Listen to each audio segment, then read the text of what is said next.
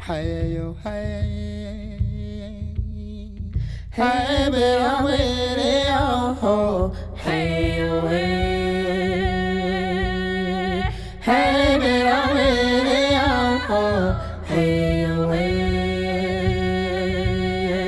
hey yo hey,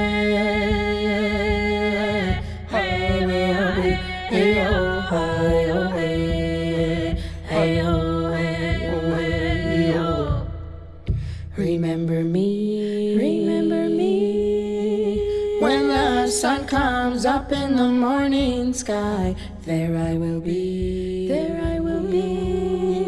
soaring with the eagle so high, feeling free. Remember me, down the road, hand in hand, you and me. Hey-oh, hey-oh, hey-oh. Hey-lo, hey, hey, be-oh, be-oh, hey-oh, hey, hey, be-oh, be-oh, hey-oh, hey, hey-oh, hey, hey, be-oh, be-oh, hey-oh, hey.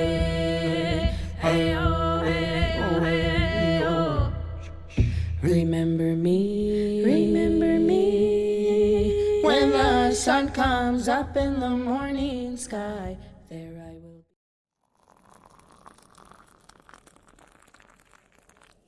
be. So before we get started, I want to apologize for my last MMIW video. Yeah, we won't be doing try-ons like that again. We're going to try to stick pretty much with the subject at hand. I kind of needed to get both videos done, and I just thought I'd put them together. But when I was editing it, and then I watched it, and I really didn't like it. But I had to get them up. So that won't be happening again. We won't be mixing those again. I really did not intend to be disrespectful to anybody, and I apologize. We're just gonna. I just have to remember the format that we just do a straight on through, and to not do anything else with it, and just stick with just the focus of our missing people.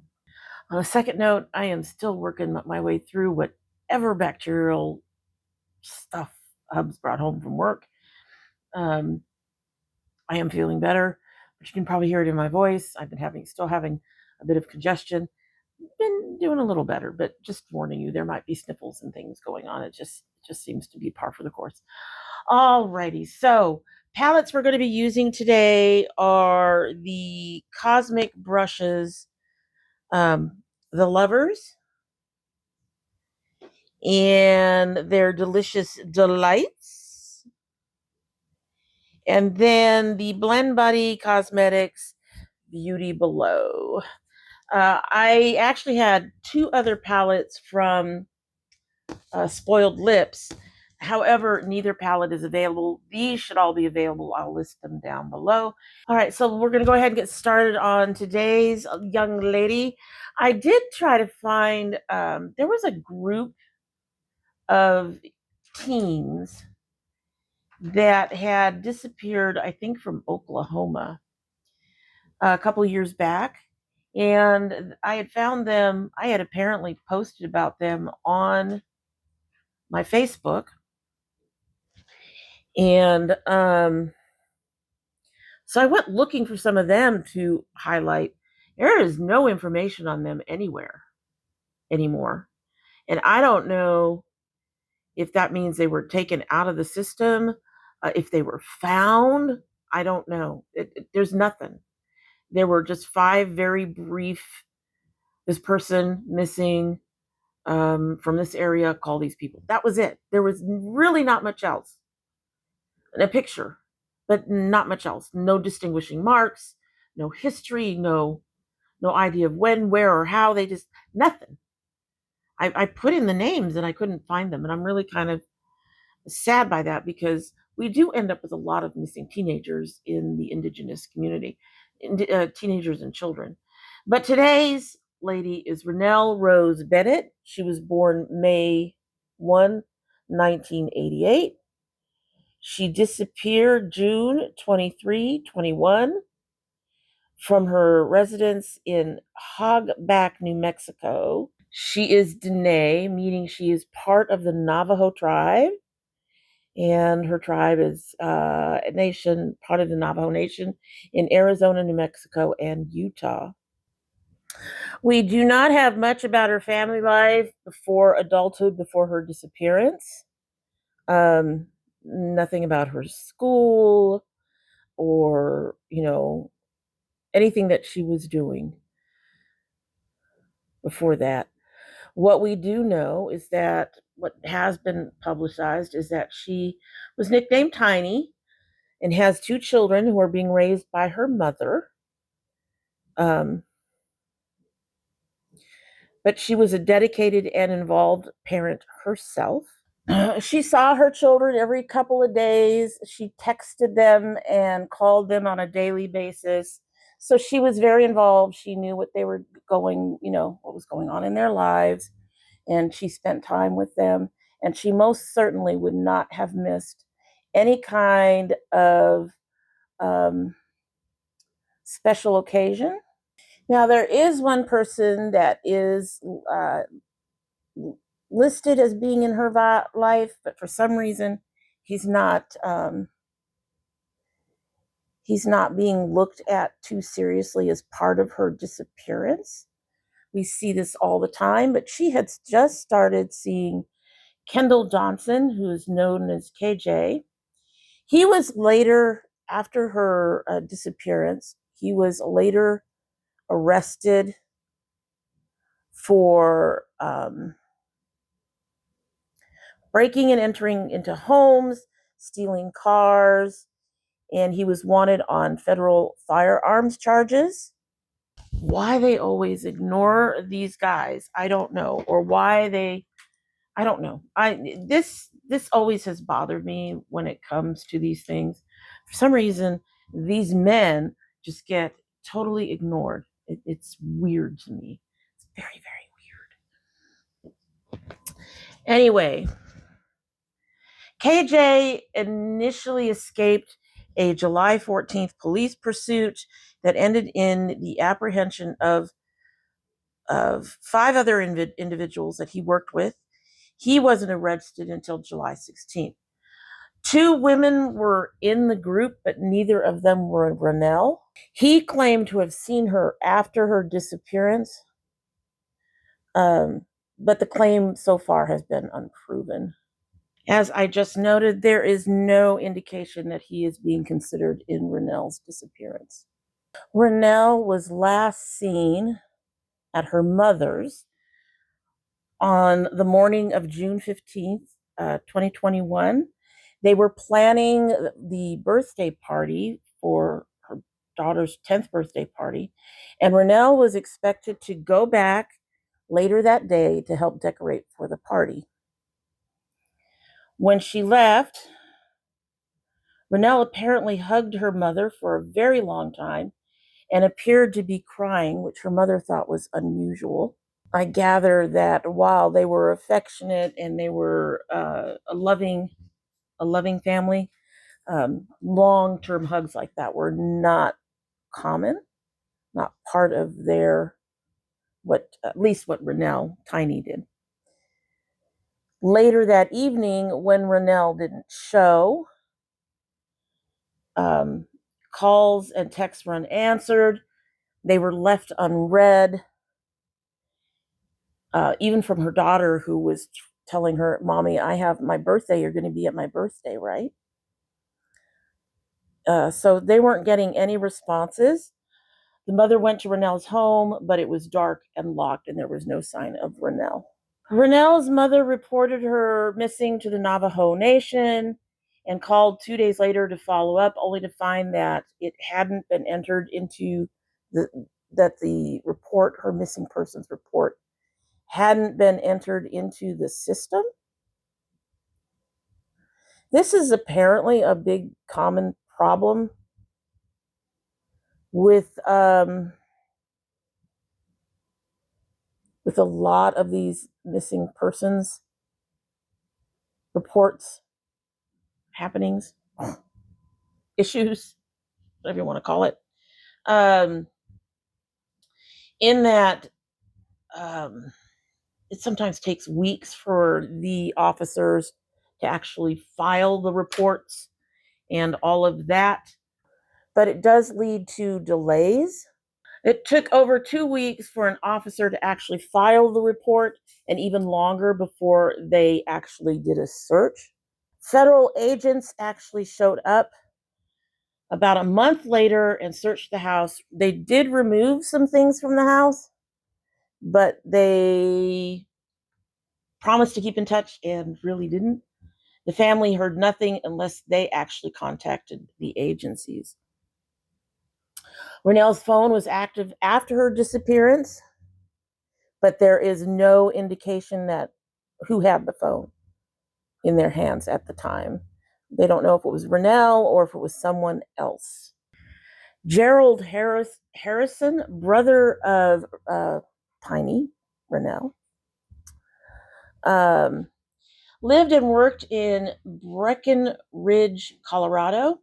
And since Ranelle's disappearance, he moved back to Shiprock to help with search efforts. He said, I miss her, just her laughter and her smile, the stuff she says, it makes me laugh. He checks tips when somebody calls. He goes to check for information, and he wishes the law enforcement would go with him. At least send one guy with me. I know it's a boring job, but I want to do it. I agree with him there. Officers should be on this. When they get a tip and he says, look, I got a tip, I'm going to go out and check this out, they should send someone out. The family they aren't detectives.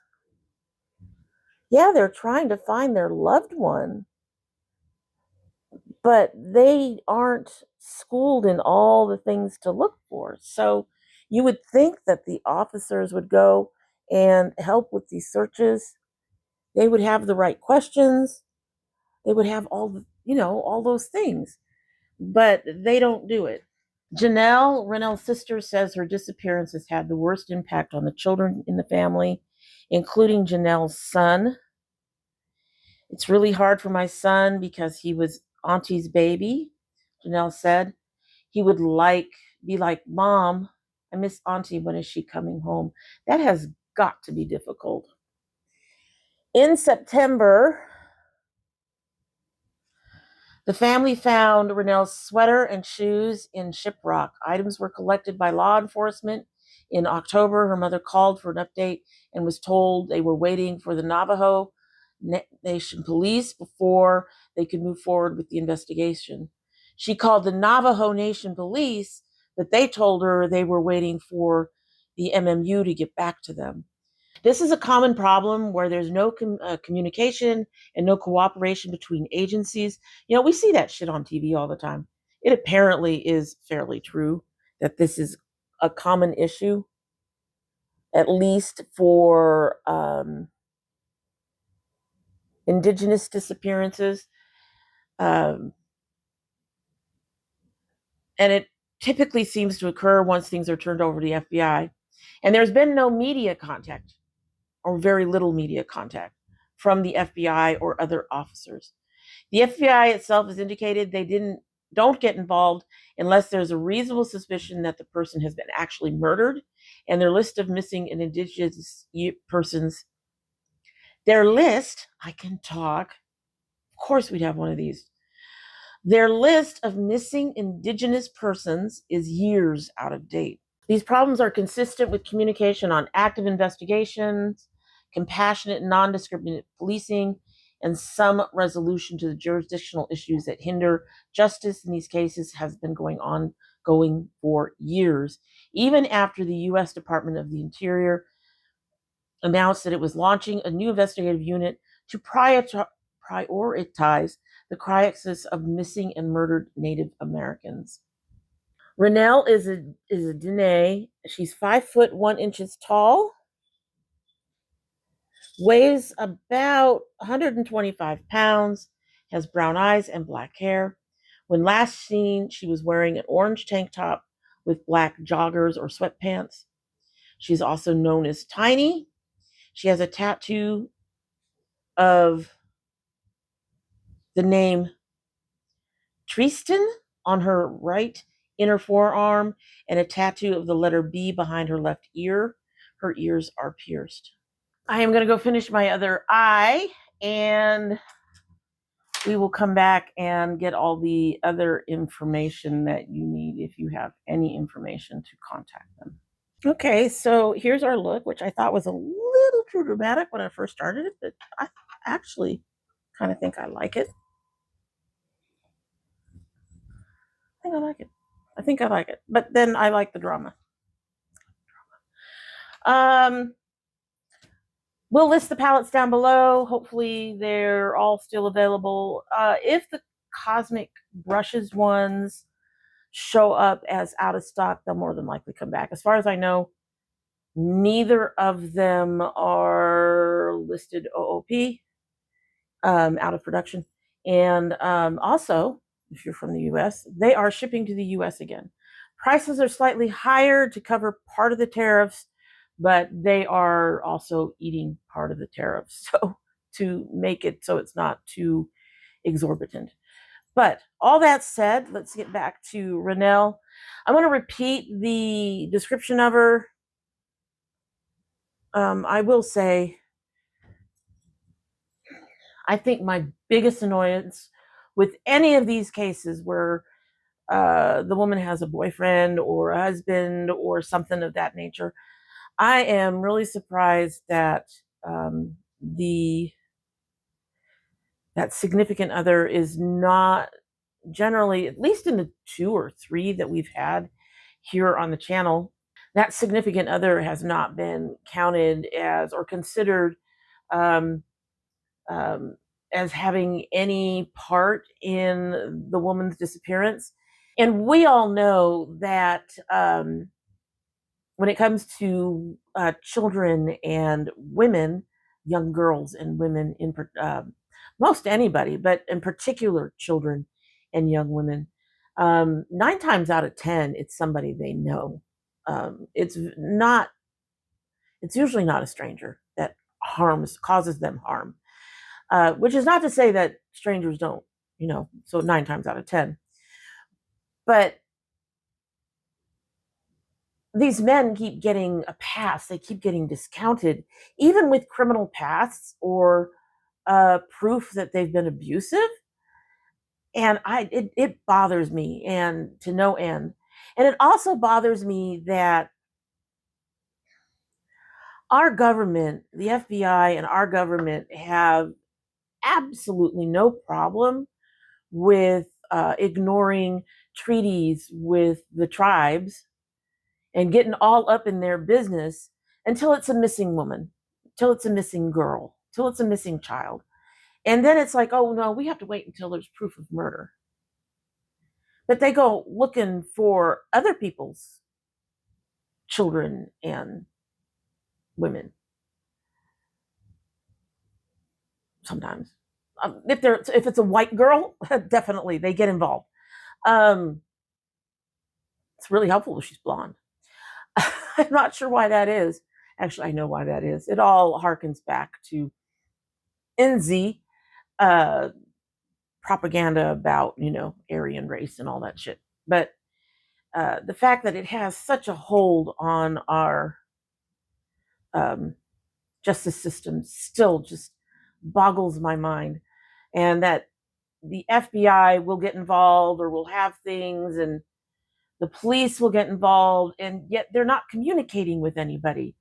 It's not like the tribes are asking you to speak their language. They just want information you have. They just want help that you may have, but you won't do it.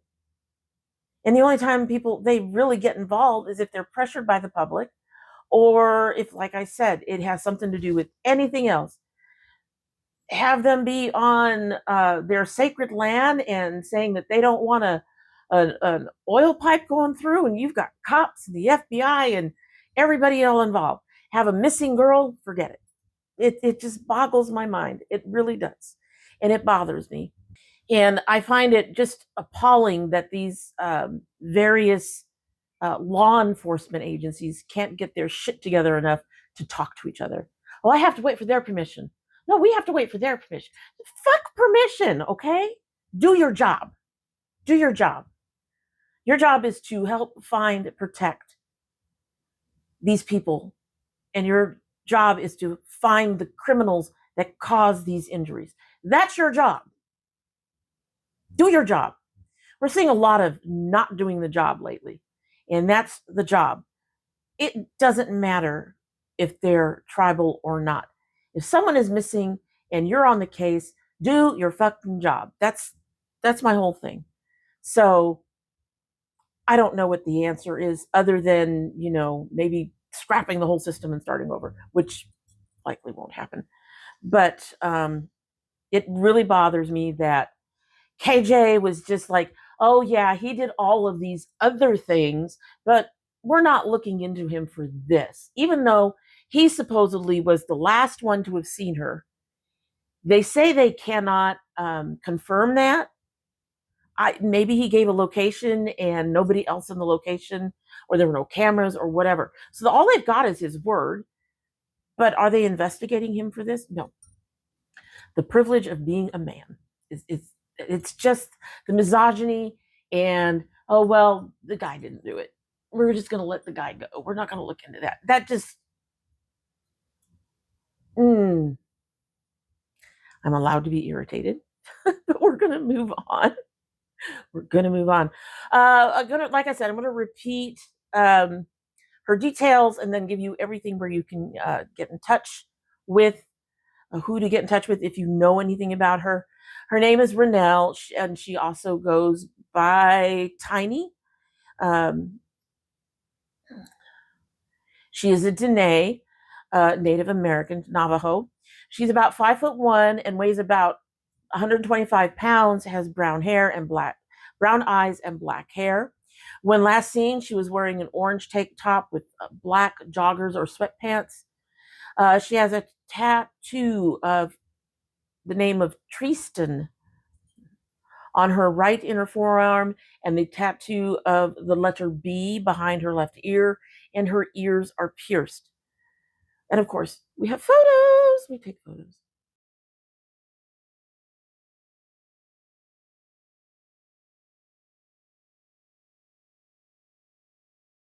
If you have information, contact the Navajo Police Department at Shiprock District at 505-368-1350 or 505-368-1351.